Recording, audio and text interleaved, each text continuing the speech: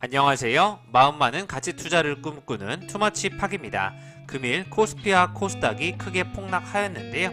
이 가운데에서도 대우조선 해양이 매각 소식이 나오면서 큰 상승폭을 보였습니다. 가치 투자 아이디어로 어려운 장세 속에서도 한 줄기 빛을 찾을 수 있는 포인트가 있는지 저와 함께 살펴보시면 좋을 것 같습니다. 안녕하세요. 마음 많은 가치 투자를 꿈꾸는 투머치 팍입니다.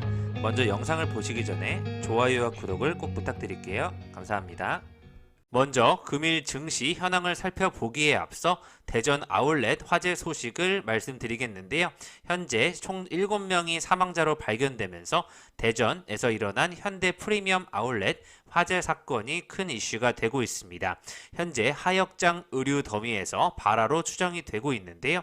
의류 기름이 성분이 또 불쏘시개가 되면서 8명의 사상이 발생되었습니다. 삼가 고인의 명복을 빌겠습니다. 9월 26일 월요일 기준으로 검은 월요일을 맞이하면서 코스피와 코스닥이 급락하는 모습으로 마감이 되었는데요. 정말 시장의 하락폭이 큰 폭으로 느껴졌고 매우 무서운 하루였습니다. 코스피 지수는 3%, 코스닥은 5% 이상 급락하면서 코스피는 2220선으로 마감하였고요. 장중 2215포인트까지 터치하였고 코스닥은 700선이 붕괴되면서 환율 1435원 급등이라는 여러가지 악재 속에 13년 6개월 만에 환율이 최고치를 기록하는 등 전체적인 시장이 매우 어려운 하루가 이어졌습니다. 그렇기 때문에 TCK와 PSK 등 시가총액이라든지 전체적인 실적이 좋은 기업들도 많이 어려운 모습을 보여주고 있는데요. PSK 같은 경우에는 2022년도 올해 매출액 4,744억 원, 영업이익 962억 원을 예측함에도 불구하고 현재 주가가 2,201억 원의 시가총액 수준까지 하락폭을 보여주고 있습니다. 이렇게 많은 기업들이 저가에서 매수할 수 있는 기회를 주고 있다고 판단이 되고 있고요. 금일 코덱스 선물 인버스가 대폭 상승하면서 전체적으로 인버스 관련 흐름들만 올라가는 만큼 삼성전자를 비롯한 전체적인 큰 종목들 모두 하락하는 모습을 보여주었습니다. 몇몇 휴림 네트워크스라든지 EV 첨단 소재, 베트남 개발 1 관련주들만 상승하는 흐름을 보여주었습니다. 워낙 시장이 큰 폭으로 하락세를 보여주고 있기 때문에 약 2년간의 경기 침체가 도달할 수 있다는 내용과 코스피가 1800 또는 1900 지수까지 하락할 수 있다는 여러가지 악재가 섞인 전망들이 확인되고 있는데요. 코로나19 때 주식시장의 흐름을 다시 되살려 보면 다시 한번 상승 탄력을 받는 반등의 시기가 오게 된다면 가장 크게 성장할 대세인 섹터를 약 50%의 비중으로 또 실적이 탄탄한 기업을 약 40%의 비중으로 유망산업과 미래 4차 산업 쪽에 10%의 도전을 해볼 만한 내용으로 포트폴리오를 짜시면 어떨지 생각을 해보았고요. 잠시 주식시장에서 대피를 하려고 생각을 해보신다면 금리 인상 관련주가 그 대피의 방법이 되지 않을까 판단을 하고 있습니다. 그 이유는 계속해서 미국 중앙은행인 연방준비제도 연준 쪽에서 연방공개시장위원회에서 기준 금리를 0.75포인트 인상하면서 자이언트 스텝을 3연속 밟고 있는 내용이 나오고 있기 때문에 올해 말 금리를 연 4.4%, 내년 말 최종 금리를 4.6% 수준까지 예측이 되고 있는데요. 이에 따라서 전체적인 미국 시장도 많이 흔들리는 모습을 보여주고 있고 금리 인상 관련주 쪽에서는 국내에서는 SCI 평가 정보라든지 고려신용정보, 푸른저축은행, 하나금융지주, 신한지주와 같은 기업들이 주목해서 바라보고 있습니다. 고려신용정보는 금리 인상기 수혜주로 주목받으면서 상승세를 보여주었는데요. 채권 추심 업체들이 수혜를 볼 것이라는 기대감에 매수세가 몰리고 있습니다. 기준금리 인상 시 대출금리가 상승하면 부실 채권이 늘어나 채권 추심업이 활성화될 수 있다는 모멘텀이 더해지고 있고요.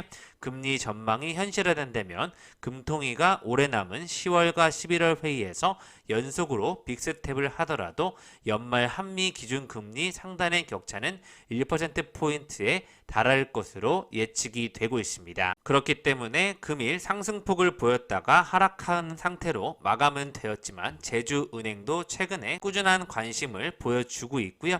최근에 가상화폐, 비트코인이라든지 가상자산 가상자산 관련 거래 규모를 살펴보셔도 작년 상반기 또 작년 하반기에 비해서 증감률이 50% 이상 거래 규모가 줄어들고 있고 영업이익마저 줄어드는 등 가상자산 관련 쪽에 투자가 많이 줄어들고 있는 것으로 확인이 되고 있습니다. 금리 인상에 따라서 전체적인 투자 심리가 많이 위축된 모습을 보여주고 있습니다. 기관은 839억 원, 외국인은 1228억 원 각각 순매수하였는데요. 그동안 버텨왔던 개인 투자자들이 1903억 원의 순매도를 기록하면서 전체적인 하락폭에 좀 겁이 난 모습을 보여주고 있고 코스닥 시가총액 상위 10개 종목 중 에코, 프로비엠, LNF 대장주들마저 큰 폭의 하락을 보이면서 2차전지주 관련주까지 무너지는 모습을 보여주고 있습니다. HLB, JYP 엔터테인먼트와 셀트리온 제약, 알테오젠, 펄어비스도 하락을 하였고요. 상승 업종은 전무한 상태로 종이 목재에서 약 7%, 비금속과 섬유, 의류, 화학 쪽에서도 대다수 업종이 하락하는 모습을 보여주었습니다.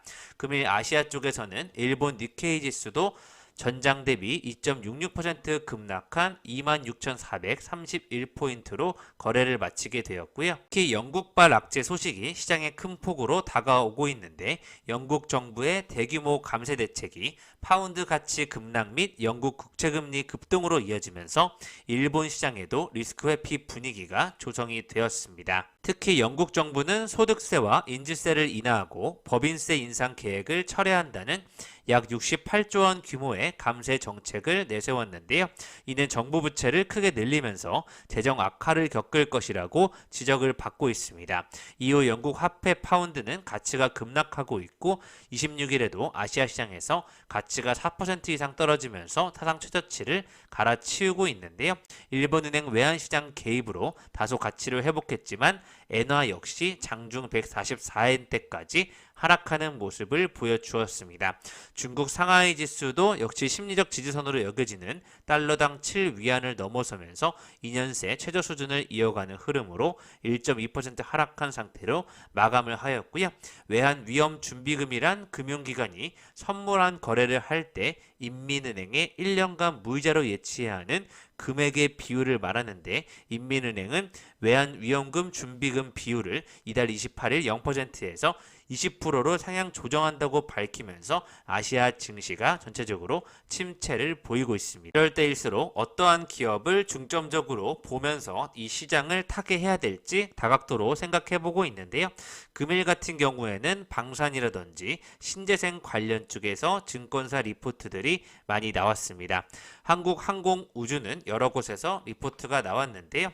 폴란드 등 완제기, 해외 신규 수주 증가로 향후 성장성 및 수익성 개선이 본격화될 것이라는 내용으로 1000대 완제기가 수출에 스타트를 했다는 좋은 내용이 확인되었습니다. 2023년도 말까지 FA50 12대를 우선 납품하고 나머지 36대는 폴란드 정부가 원하는 성능 개량, 공대지, 공대공 무장 업그레이드 등을 거쳐서 2025년도부터 하반기부터 순차적으로 납품할 예정이고요. 이번 계약을 계기로 폴란드 내 물류 허브를 짓고 또 유럽의 4, 5세대 전투기 조종사 훈련 소요를 충당하기 위한 국제 비행 훈련 학교 운영도 단계적으로 추진할 계획이라는 부분에 주목을 해보시면 좋을 것 같습니다. 이러한 사업 등에 대해 수주를 위해서는 동사에는 로키드 마틴과 협력 합의서를 체결하였고요. 이라크, 인도네시아, 필리핀, 태국 등 폴란드 등 유럽을 기반으로 한 중동, 이집트 쪽, 또 아프리카, 아시아 기존 고객들의 후속 사업 물량과 함께 미국 사업 등을 포함했을 때 약 1000대 이상의 계열 항공기를 판매할 수 있지 않을까 예측이 되고 있고요. 한국형 초음속 전투기 KF-21이 개발로 플랫폼 업체로서 한 단계 레벨업이 되고 있다는 평가를 받고 있습니다. 2026년도부터는 공대공 능력을 갖춘 KF-21 40대를 공군에 우선 인도하며 2028년도부터는 공대공, 공대지 해 능력을 모두 갖춘 80대를 인도하기 시작하는데요. 국산 무기 장비를 체계 통합하는 등 수출이 가능해지면서 한국 항공우주의 기업 가치가 한 단계 레벨업 될 것이라는 예측이 되고 있습니다. 또 하나솔루션의 사업 지배구조 개편의 신호탄이 보이고 있다는 내용도 확인되고 있는데요. 하나 갤러리아 인적 분할 소식 이후 하나 첨단 소재는 또 물적 분할을 결정하면서 다각도로 하나 지주사 쪽에서 많은 변화가 이루어지고 있는데요. 해당 사업구조 재편 결정의 주가 영향은 중립이라는 의견을 표시하고 있지만 미국의 태양광 사업 정도는 계속해서 기대감을 불러일으킬 수 있다는 화학과 신재생 에너지 쪽에 태양광 및 수소 밸류체인에 집중하는 동사의 사업 체질에는 긍정적인 판단을 해볼 필요가 있다는 내용이 나오고 있습니다. 700억 원의 자사주 취득 규모는 주가에 미칠 영향력이 적지만 사업구조 재편 과정 등 여러 가지 시장을 겪고 있는 과정에서 태양광 부분의 3분기 추가 수익성 개선과 미국 내 태양광 수직 계열화, 수소사업 개시를 기대한다는 기대감은 여전히 유효하다는 하나솔루션에 대한 증권사 리포트가 확인이 되고 있습니다. 크게 성장할 대세 섹터를 살펴보셨을 때는 나노 신소재라는 기업을 가져가 보면 어떨지 금일 리포트와 함께 준비해 보았는데요. 예상치를 상회하는 CNT 도전제 Q의 성장이라는 제목으로 3분기 매출액 260억 원, 영업이익 59억 원에 꾸준한 이익 성장세를 보여주고 있고 생산 캐파가 상향되면서 해외 세 곳을 포함한 기존 설비까지 증설이 되고 있습니다. 동사의 기술력을 기반으로 한 꾸준한 사업 가치가 부각되고 있고 투자 의견은 계속해서 바이를 제시하면서 상승 여력 62% 이상을 보고 있는데요. 적정 주가는 14만 원까지 제시를 하고 있습니다. 기존 국내 중국 생산 캐파가 상향되면서 고객사들의 생산 설비들과 연계한 생산 기지를 구축 중인데요.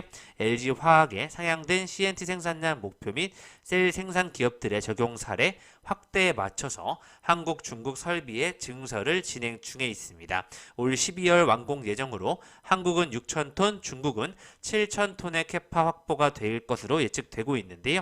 가이던스 상향에 따라서 22년도 1.3만 톤, 23년도 2.1만 톤 이상으로 예측이 되고 있습니다. 23년도 1,559억 원, 24년도 3,892억 원대의 연간 매출액에 큰 폭의 외형 성장이 기대가 되고 있고요. OEM과 연구 개발 중인 건식 전극용 소재 개발로 높은 성장성 또한 예상이 되고 있습니다. 에비타 평균 대비 프리미엄을 반영한 14만 원의 목표 주가를 제시하고 있습니다. 전부터 삼성전자의 ARM 인수 소식이 큰 화두가 되고 있는데요. 내용을 자세히 한번 살펴보시면 좋을 것 같습니다. 이재용 부회장의 M&A 일지를 보시면 루프페이를 비롯한 데이코, 비브랩스, 하만까지 글로벌 도약할 수 있는 모든 사업 부분들은 인수를 하면서 한 단계 업그레이드하는 모습을 보여주었었는데요. 2030 시스템 반도체 1위 비전을 돕는 ARM은 반도체 설계 자산 기업으로 삼성전자가 취약한 시스템 반도체 경쟁력을 한껏 끌어올릴 수 있는 핵심 카드가 될 수 있다는 평가가 나오고 있고 유의미한 지분을 확보하게 된다면 그야말로 대박이 될 것이라는 의견이 나오고 있습니다. 매출 규모만 보면 최대 100조 원으로 거론되는 인수가의 의문을 표할 수도 있지만요. ARM의 주요 수입원은 설계도를 팹리스 기업에 제공하고 받는 로열티인 만큼 산업계의 화두로 꼽히는 구독 기반인 셈이라는 점에서 ARM은 현재 중앙 처리 장치와 그래픽 처리 장치뿐만 아니라 최근에 인텔이 주도했던 서버 아키텍처까지 사업군을 넓히면서 대다수 팹리스 기업에 설계도를 제공하고 로열티를 받고 있다는 점이 주목이 되고 있습니다. 스마트폰의 두뇌라 일컫는 모바일 애플리케이션 프로세서 시장에서는 영향이 독보적인데요. 모두 ARM 설계 기반이 90% 이상의 점유율을 차지하고 있고 미국의 퀄컴과 애플, 대만의 미디어텍, 삼성전자까지 모바일 AP를 만드는 기업이라면 대다수가 ARM 고객사라고 보시면 좋을 것 같습니다. 어려움을 겪고 있는 삼성전자엔 충분히 매력적인 매물이라는 평가가 나오고 있고요. 올해 2분기 7.8%의 점유율로 5위를 기록하고 있습니다. 세계 스마트폰 시장에서 매출 기준 1위를 차지할 정도로 영향력이 크지만 핵심 부품인 모바일 분야에서는 고전을 면치 못하고 있는데요. 삼성전자는 자사 모바일 AP 제품군으로 엑시노스 시리즈를 두는데 성능 이슈와 시장 선호 등에서는 퀄컴의 스냅드래곤 시리즈에 밀리면서 자사 프리미엄 스마트폰에도 퀄컴 칩세트를 다수 탑재하는 상황이 이어지고 있습니다. 퀄컴도 다 ARM 기반인데 이걸 어떻게 자체적으로 최적화하느냐에서 차이가 발생하다 보니 삼성전자가 ARM 설계 노하우를 얻게 된다면 이득이 클 수 있다는 평가를 받고 있고요. 삼성전자가 파운드리를 포함해서 2030년 시스템 반도체 1위 비전을 내세우고 있는 만큼 ARM을 통한다면 전방위적으로 목표 추진에 동력을 얻을 수 있다는 설명이 되고 있습니다. 파운드리 시장에서 삼성전자의 점유율은 16.3%로 2위를 기록하고 있는데요. 1위 TSMC와는 53.6%로 격차가 크게 벌어져 있습니다. 먼저 파운드리 사업을 진행하면서 ARM을 포함해 여러 반도체 IP 기업을 통한 다수 라이선스를 확보하는 등 팹리스 고객사에 제공하며 자사 공정에 맞는 주문을 받고 있는데요. 시장에서 삼성전자가 IP 확보 면에서 점유율 격차를 좁히지 못하는 요인으로 분석이 되고 있습니다. 국내에도 간접적으로 혜택을 줄 수 있는 여러 가지 방법이 모색이 되고 있는데요. 올해 2분기 기준 125조 원으로 ARM 인수를 위한 절대 비용은 충분한 상황으로 자금을 확보했다고 판단이 되고 있고요. 소프트뱅크가 자금 확보에 어려움을 겪는 상황이니만큼 인수가가 낮아질 수 있어서 삼성전자가 의지만 보인다면 추진 자체는 어렵지 않다는 분석이 되고 있습니다. 만 ARM 단독 인수가 진행된 경우에는 미국과 영국 등의 각국 규제 당국의 M&A 심사를 받아야 하는데요. 미국 엔비디아가 독과점 이슈를 극복하지 못하면서 당국의 심사 허들을 넘지 못한 전례가 있기 때문에 스위스처럼 중립국 지위를 유지해야 한다는 주장까지 확인되고 있습니다. 다수 기업의 컨소시엄 형태나 지분 확보 방식 등 여러 가지 방안에 대한 관심이 쏠리고 있고요. 인텔 2월, 또 SK하이닉스 3월, 퀄컴 5월 등 모두 컨소시엄 방식으로 ARM을 인수할 수 있다면서 참여 의사를 또 밝히고 있습니다. 소프트뱅크는 올해 초 엔비디아의 ARM 인수가 불발되자 IPO 쪽으로 선회를 하였는데요. 최근 런던 증시와 뉴욕 증시 각각 상장을 추진하다가 영국 상황이 마땅치 않자 내년 3월 미국 나스닥에 ARM을 상장하려고 계획을 하고 있었습니다. 소프트뱅크와 소프트뱅크가 설립한 비전 펀드가 각각 75%, 25%의 지분을 확보하고 있는데요. 손정희 소프트뱅크 회장은 내달 방안에서 이재용 삼성전자 부회장과 함께 ARM 관련 논의를 진행할 예정입니다. 일각에서는 SK 하이닉스와도 만날 수 있다고 예측이 되고 있습니다. 금일은 무엇보다 13% 이상 상승하면서 좋은 흐름을 보여준 기업이 바로 대우조선해양인데요. 정부와 대주주인 산업은행이 26일 대우조선해양을 한화그룹에 통매각하기로 확정하였습니다. 마무리 작업을 위한 절차가 진행 중인데요. 총 매각 금액은 약 2조 원 규모로 하나그룹이 최근 방산 분야에 박차를 가하면서 구체적인 성과를 내는 점과 대우조선의 잠수함 등 특수선 사업과 시너지 효과 등이 기대된다는 점으로 빠른 매각으로 의사결정이 된 것 같습니다. 2001년도 워크아웃 졸업 이후에 21년 만에 대우조선해양은 새 주인을 맡게 되었고요. 오후 산업은행 이사회가 열리면서 매각 관련 브리핑이 진행되었습니다. 대우조선의 경쟁력 강화 및 처리 방향에 대해서 시스템이 이제 효용성이 다하지 않았나 판단한다면서 대우조선의 경쟁력 강화와 함께 빠른 매각이 진행될 수 있도록 하겠다는 의견을 밝히고 있습니다. 정치권에서는 분할 매각을 반대해 왔었는데요. 가공 조립 등 기초 공정을 공유하고 지원 시설과 인력 등도 상당 부분 융합돼 있어서 특수선 중수상함이라든지 현장 상황을 보면 방산과 상선을 무자르듯이 나누는 것은 사실상 불가능하다는 의견이 나왔었고요. 투명한 매각 과정에서 대우조선 구성원들의 참여가 이루어진다는 시장의 흐름이 연결되었습니다. 그간 대우조선에 투입된 공적 자금이 4조 2천억 원에 달하는 것으로 알려지고 있는데요. 현대중공업으로의 매각을 반대하기도 하면서 많은 일들이 있었던 것으로 파악이 되고 있습니다. 앞서 보셨듯이 전체적인 지수와 경기 침체의 국면 다 같이 하락하는 흐름으로 이어져 오고 있기 때문에 다시 한번 주가가 상승 반전으로 턴했을 경우에는 가장 큰 폭으로 성장할 수 있는 성장주를 중심으로 봐야 된다고 판단이 되고 있고요. 기존에 소개해드렸던 ISC 같은 경우에는 금일도 큰 폭으로 하락하지 않았기 때문에 장기적으로는 이러한 기업들이 주가의 가치를 더 인정받지 않을까 판단이 되고 있습니다. 나노 신소재도 다시 한번 이선지를 중심으로 폐배터리 시장과 함께 살펴보시면 좋을 것 같습니다. 인탑스도 최근에 나왔던 대기업의 서비스 로봇 산업 진출에 매출이 확대될 수 있다는 의견이 나왔었는데요. 유안타 증권이 로봇 산업 진출에 따른 인탑스의 수혜가 될 수 있다는 내용, IT 디바이스와 자동차 부품, 가전제품 등 여러 가지 금형으로 사업 종목을 영위하고 있는 만큼 금속 금형 기술을 보유하고 있는 인탑스를 주목해보자는 의견 나오고 있고요. 현재 어려운 지수 속에서도 인탑스는 크게 밀리지 않는 모습으로 꾸준한 상승세를 보여주고 있습니다. 인탑스의 실적이 올해 매우 좋을 것으로 예측되는데요. 주가가 2배 이상 6만원까지 상승할 것으로 예측을 해보겠습니다. 마지막으로 두 가지 리포트를 준비해 보았는데요. 먼저 유럽, 사우디, 아프리카 쪽 전력망 인프라 투자 확대로 수주 성장성이 가속화되고 있다는 내용으로 해외 수주 성장성의 예측과 함께 효성 중공업에 대한 리포트가 나왔습니다. 유럽 2천억 원, 아프리카 2천억 원, 사우디아라비아 1,500억 원을 비롯한 미국 800억, 아시아 600억 원까지 상반기 기준으로 꾸준한 신규 수주 규모가 높아지고 있고요. 호재세를 보이니만큼 향후 실적 턴어라운드의 기반이 마련될 수 있다는 예측이 되고 있습니다. 에티오피아 전력청과 함께 남부 국가 전략망 확충 사업을 또 추가 수주하고 있고요. 송전설로 신규 가설을 할 계획 등 변전소 증설 및 신설까지 예측이 되고 있습니다.